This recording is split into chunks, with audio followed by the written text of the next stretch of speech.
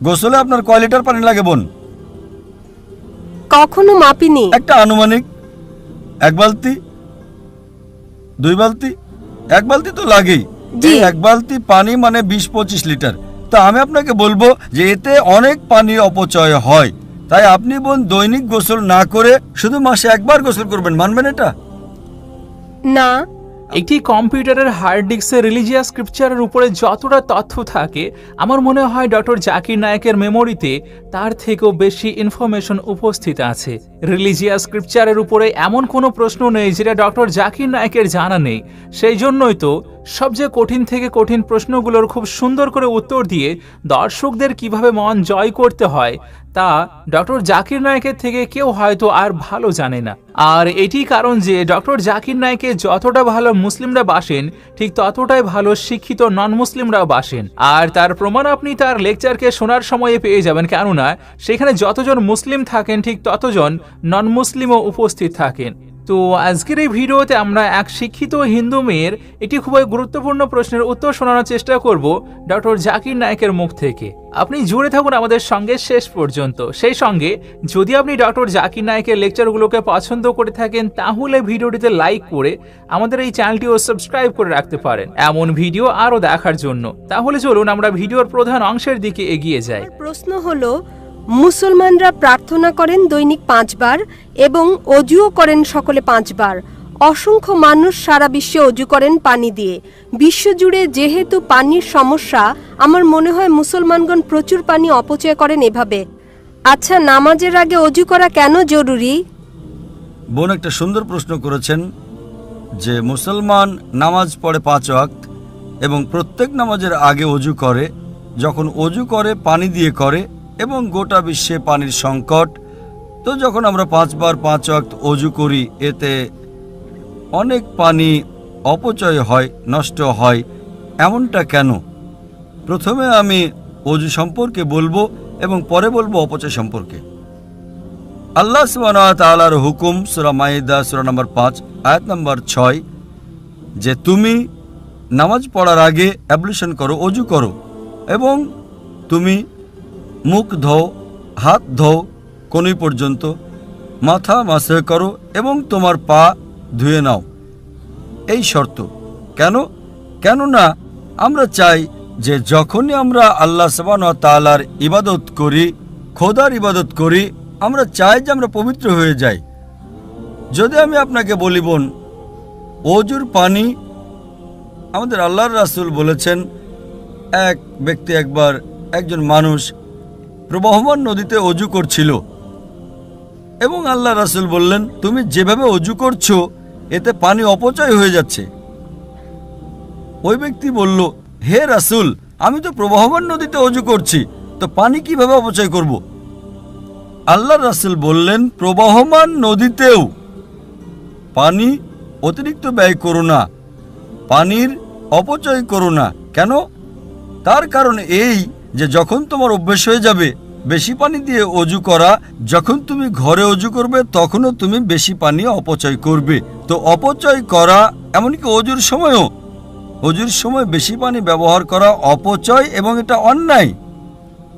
আপনি যখন দেখেন যে অজু করার জন্য, বোন আমার উত্তর কি শুনছেন না আপনি?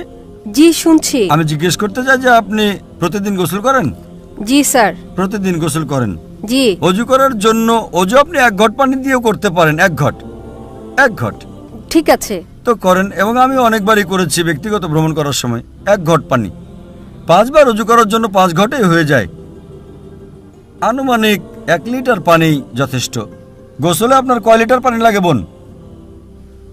কখনো মাপিনি। একটা আনুমানিক। 1 বালতি, 2 বালতি? 1 বালতি তো লাগেই। জি। 1 বালতি পানি মানে 20-25 লিটার। তো আমি আপনাকে বলবো যে এতে অনেক পানি অপচয় হয়, তাই আপনি বোন দৈনিক গোসল না করে শুধু মাসে একবার গোসল করবেন। মানবেন এটা? না। আপনি বলবেন, ভাই এই যে পানি প্রায় মানুষ 3 বালতি ব্যবহার করে, 4 বালতি ব্যবহার করে, ভাই আমাকে পরিষ্কার পরিচ্ছন্ন থাকতে হবে এবং আমি প্রতিদিন গোসল করতে চাই। আমিও আলহামদুলিল্লাহ প্রতিদিন গোসল করি, কখনো 2 বারও করি। তো এইভাবেই আপনি গোসল করতে চান নিজের শরীরকে পরিষ্কার রাখার জন্য।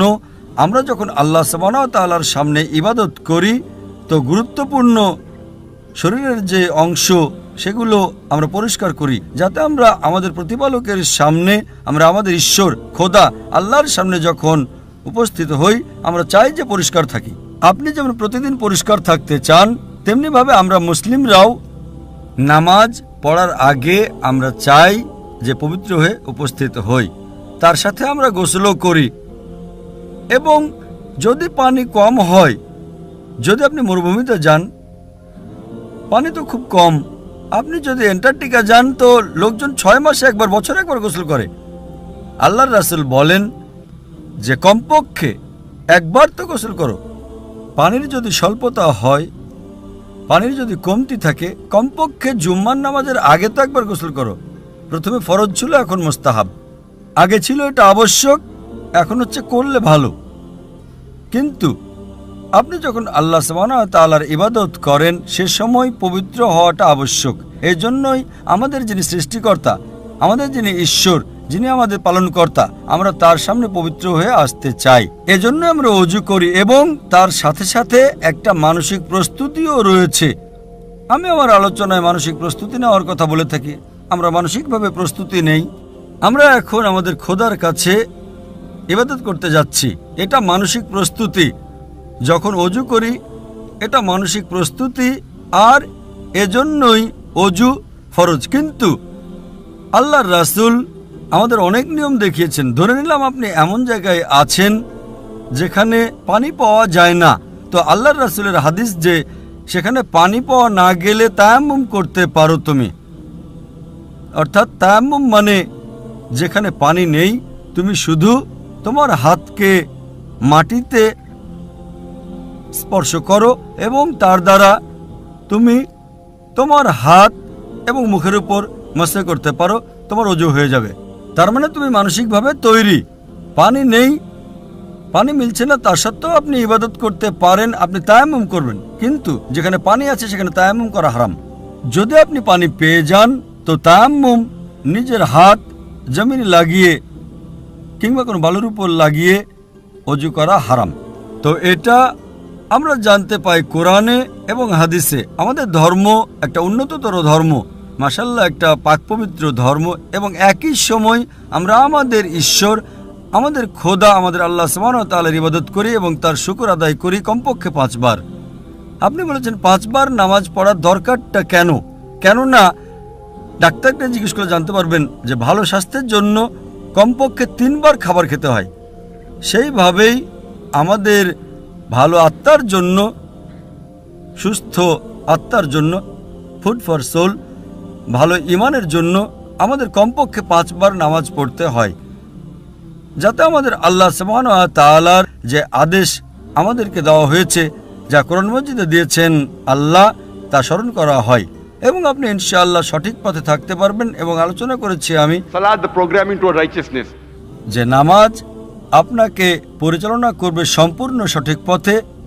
ওই আলোচনায় আরও অনেক কারণ দেখানো হয়েছে, বৈজ্ঞানিক কারণও আছে, যাতে আপনি প্রমাণ পাবেন যে কেন আমরা নামাজ পড়ি। আশা করি উত্তরটা পেয়েছেন।